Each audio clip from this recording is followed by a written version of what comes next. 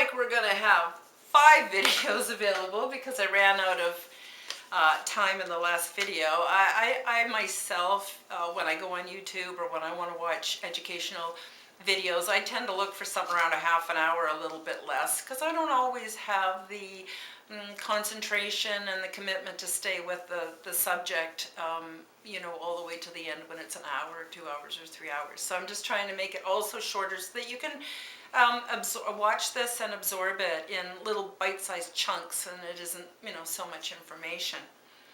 So as you know, I'm Karen Holton, and yeah, I wear lots of different hats. I have my own line of Orgonite, which I have downstepped tips to make it even better.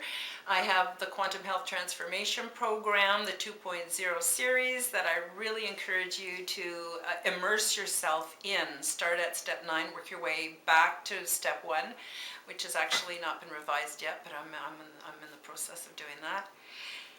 And if you haven't done so already, please go back and watch the other videos before you watch this one, because it'll answer so many questions and really set the stage so that you can be with me and present while I talk about this. Because I'm kind of tired and I don't want to make this a really long video today, but I want you to have the information. So the last one was really good because I talk about how our traumas and our problems and our suffering on Earth actually prepare us to be better candidates for the Intergalactic Resettlement Program, which is a huge privilege. I just can't tell you how much, if you ever embark on this path, if you're ever accepted to the program, how much you will love it. You won't believe it. Of course, then you come back and it's really hard to find people you can talk to, but that's another story. So I want to tell you about a toy. It's a toy, sort of, that they use on some of the big ships, because a lot of the big ships have families and have kids and have people of different ages, and we all like to play. That's something that's very common. The inquisitiveness, gentleness, and a high need for play is really present in most of us, although some more than others. And so I just call it the toy maker because it's really cool. It's like a little box, and it's got a little screen on it, and it's got symbols, and you just touch the symbols in whatever code, I guess it translates into a code, and it puts it into the box, and the box is like some kind of a really compact 3D printer, and it just prints out what you want. So when you're tired of it, you throw it in the top, it goes back into the system, and then it prints out another one. So I just wanted to tell you about the toy maker, and I saw it print all kinds of things like games that look a little bit like pickup sticks, but they also have some wheels and some stuff in it. Blocks that fit together, even things that we could use that I'm going to say are a little bit like, I can't think of the word, but in some of the Asian communities, they have sets of beads that are along a wire, and they slide the beads back and forth. It's a counting and counting system. And so it's something like that, but it was using little blocks. So I also saw it print that out.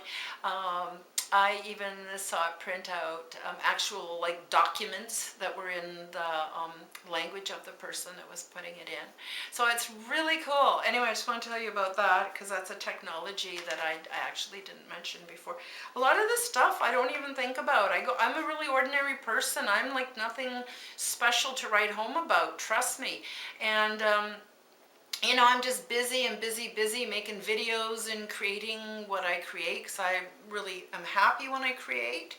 You know, that's something I have control over. I can create. Oh my gosh. And so I just keep pushing the limits to see what I can create, and it's really quite a lot of fun, and it keeps me from getting depressed. But anyway, so a lot of this I don't even hold in consciousness. But every once in a while, especially when I'm lucid dreaming, and I don't know if you know about Lana Sackwild, but if you access her through social media, she can teach you how to do this. It's called conscious living. And so actually, while I'm aware that I'm a bit slipped off into a lucid dream, because I'm awake, my eyes are open, but I'm not here. What I can do is I can actually recognize the state I'm in, and I can maneuver what I want by having it happen in there. So that's a really cool thing. So I know I got off I got off topic. So I've got some notes here I'm going to stick to. Okay, so the different kinds of experiences I've had while being a being on Earth, witnessing things that said to me, Karen, there's life in other realities. One time I was driving along a part of the Coast Highway on Vancouver Island, and as I was driving along, the highway the old highway anyway, goes along the waterway close to the beach, and you can generally see water, ocean below. The inlet actually. And so I saw a pair of headlights, so I stopped because I was tired and I was facing the water with the car, so my headlights would be facing out. And so all of a sudden headlights popped on in my field of vision, and I went, wow, that's really weird. And it kind of was just trippy because I thought there might be an inlet or an island or a spit that had a vehicle on it, right? And so then I turned to go, and I'm driving down island, and these two lights are following me down island, and I'm going, wait a minute, there's no way this could be happening, right? And then this was at night, and the next time I drove up the island, I went, no, there's no way there was any car driving alongside me. Probably 100 feet away, right? But that was pretty cool. And I'm also talking about some of these so that maybe you're going to recognize and remember things that happened in your life that you're going to say, oh my gosh, maybe that's what I saw. And it helps you to jog your memory. The memories are all there. It's just, for a lot of really good reasons, it's a policy to wipe your memory. Just going to say, and you want to know more about that, go back and watch my other videos. So then there was also, one time I was looking up, it's funny how, just like, you know how you look at the clock and you see it's 1111 or 444 or something, and you go, oh my gosh, synchronicity, right? Okay, I have this thing, I look up at the sky and I often see things. And so this was like cigar shaped. It was like metallic gray cigar shaped, and it was really far up there, but I think farther away than the clouds even. And all of a sudden I noticed a rainbow, like a circular rainbow appearing before one end of it. And then the rainbow started to appear from the tip closest to the rainbow out to the outside edge of the cigar, also started to become rainbow until the whole thing was rainbow, like that rainbow. And the rainbow that was in the cigar shape collapsed in on itself and disappeared into the circular rainbow, which then disappeared. I know, right? It's in some ways really good to be me. And, oh yeah, okay, so another time I saw something completely different. This was saucers, and they're in the clouds, and they're easiest to see at dusk. So just when the sun is going down, so from the cloud level down, down, down, and you start to see all those patterns of color, whatever, or not, depending on the kind of day it is, and the bioengineering that we're not going to talk about right now. And that's when they're easiest to see. And so be diligent, and you might be really surprised. Plus, I think if they know that you're looking for them, they might let you see them. That's the other thing. I mean, because otherwise, why would it make sense that these are lit up at night if they didn't want us to see them? Obviously, they got the technology that they can fly in the dark, right? Just saying. Okay, orbs. Oh, I've seen so many orbs, but mostly I see them as being very transparent.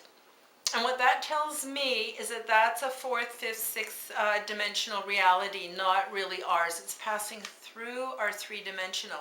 So I'll give you an example. If it's a fourth dimensional object, it has a W, an X, and a Y, and a Z axis. We only have three because we live in the three-dimensional.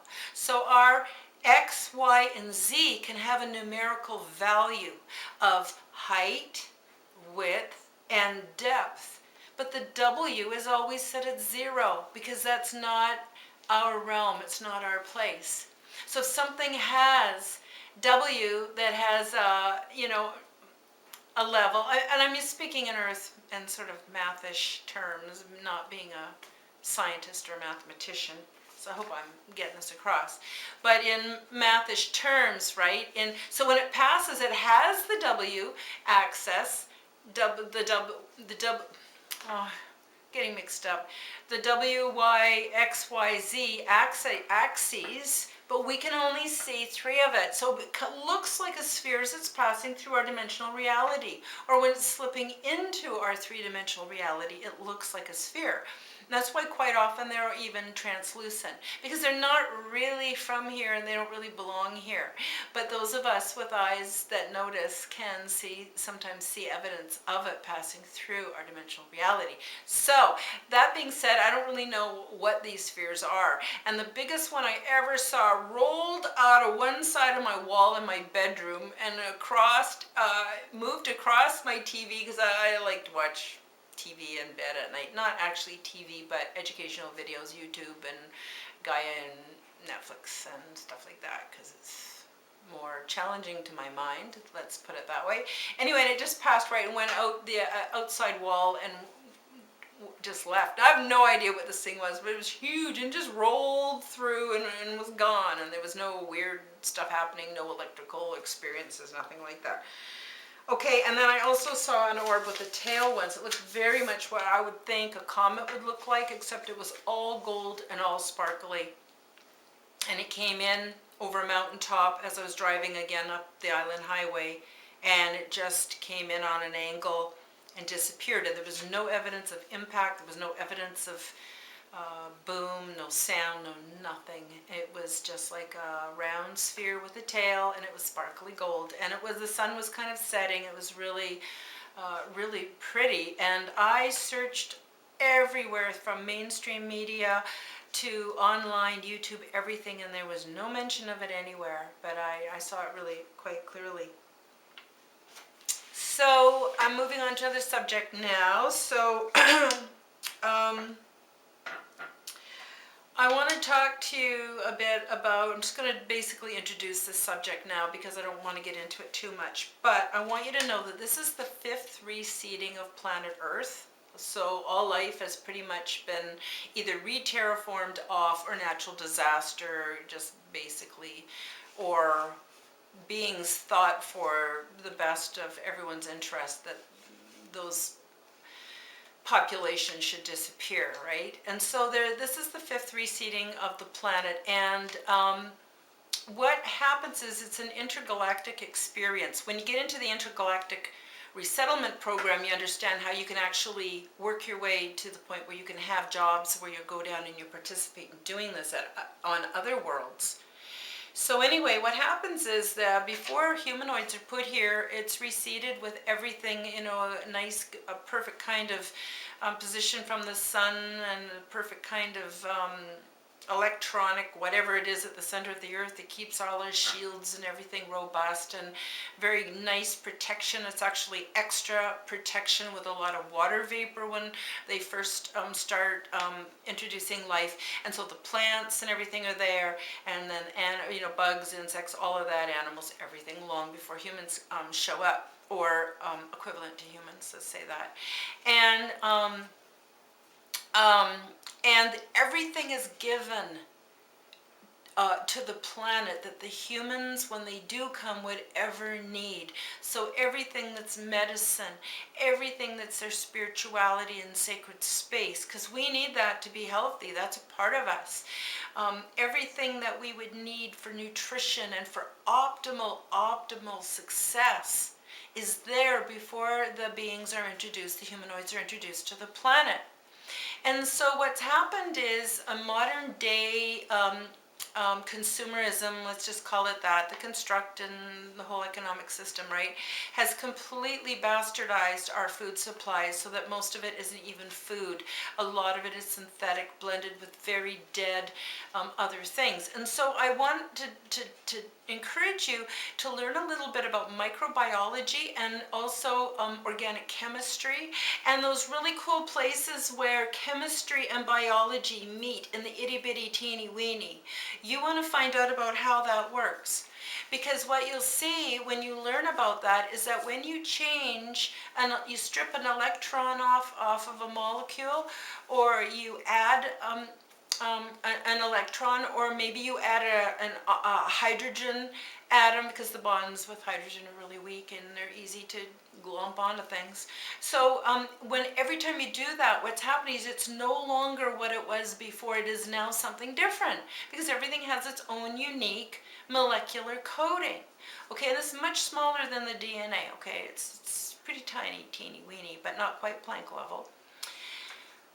It draws from Planck level, okay, or 0 point, but that's another video. So what I wanted to say is that the only thing that's real food is real food, but even that has been altered through selective breeding to make it look prettier, make it easier to prepare, and our digestive systems have kind of declined because of that. But the more we get back into real food, and that's quantum health transformation, do step 6 first, external, internal, and emotional detoxification, because you got to clean up what you've been doing to yourself before you introduce the good stuff, or too much of the good stuff. So they kind of go together. But I talk about real food in there, and real food gives you everything you need. So you don't just want real food. You want real food as it existed 100 years ago, and 200 years ago, and 300 years ago, and you want to introduce wild plants into your nutrition, and you don't need a lot of it either. And there's going to be some on the Quantum Guide Show, which is another hat I wear. I'm a host on the Quantum Guide Show, which is a show where I invite people who have gone through the shock and awe, waken up, and gone through all the crap where they have to clean themselves up and find a new reality, and now they're helping other people. And so I interview these folks in an effort to offer comfort and awareness and tips and ideas to all the people out there who are busy waking up right now. So anyway, on that show, I'm going to have a guest called Dan Tracy, and he's studied plants all his life, and we're going to talk about where we can go to get the maximum amount of healing, the maximum amount of nutrition, beyond what we can ever get in any kind of a health food store or pharmacy or any supermarket. And this is information that's forbidden that now needs to come back out there. So I wanted to talk to you about that. And so our intergalactic brothers and sisters, we've had relationships with them throughout from the time we got here till now, and even times before and times way after this. And so they also bring us gifts, because they understand that it's not easy for us to grow. And just like when it was really hard for us to evolve and grow as I'm going to call a baby species, because we were just coming into our evolutionary mature cycle, okay? And now, because of the construct and what's been done to us on a biology, psychology, and spiritual level, we again really need this help. And so these beings come and they bring us things. And what's really interesting is at one point, I don't have a date for you, and I don't even have a reference for you, but if you Google it hard and strong, you might find out where it came from. And that is beings from the canine star systems, Sirius and the dog stars and that cluster, okay, came to Earth and brought a plant, and they brought it and introduced it to our brothers and sisters in Africa originally. And it's called cannabis because it's from canine, it's from the dog star, and they brought that to help us. And all the psychedelics, I'm not saying you should run out and do psychedelics, not my intention here, but please raise your awareness that psychedelics are gifts that have been brought to reestablish the strong connections between us and our off-world brothers and sisters, and interdimensionals, angels, and all kinds of benevolent beings that are just waiting. But we have to ask them, because this is our realm, right? So I didn't really finish off the last one, but I do want to talk about the idea that if you've been traumatized, if you've been the victim of a narcissist or narcissistic family, if you've been scapegoated in your family, if you've been abused and traumatized, if you've been maimed and raped, if you've been ripped off, doesn't matter what's happened to you, you are now ready to experience reaching out into other worlds and other realities for the most amazing experiences you can't even imagine. And it's kind of like layers on an onion. You kind of have to go through an experience to then go, oh, wait a minute, and now be open to another experience, another experience. And so even though we're living in this three-dimensional construct and we have to still do things and be citizens and follow the rules and obey the laws and all of that jazz, I mean, as long as it doesn't violate your prime directive and your spiritual higher self and your physical self and what you're meant to do here, because that's really, really important. You know, but it's like walking two roads in the beginning. Okay, so my camera's shutting off, so obviously this is the universe telling me time to zip it. So I want to tell you there is nothing to fear but fear itself. Just start opening that doorway a little bit and start seeing things that maybe other people don't see or don't talk about. Maybe they're seeing it and they're not talking about it. And I want you to have the best life ever, because you can do it. You're at the helm. It's your choice. You can do it. Keep searching and keep being you.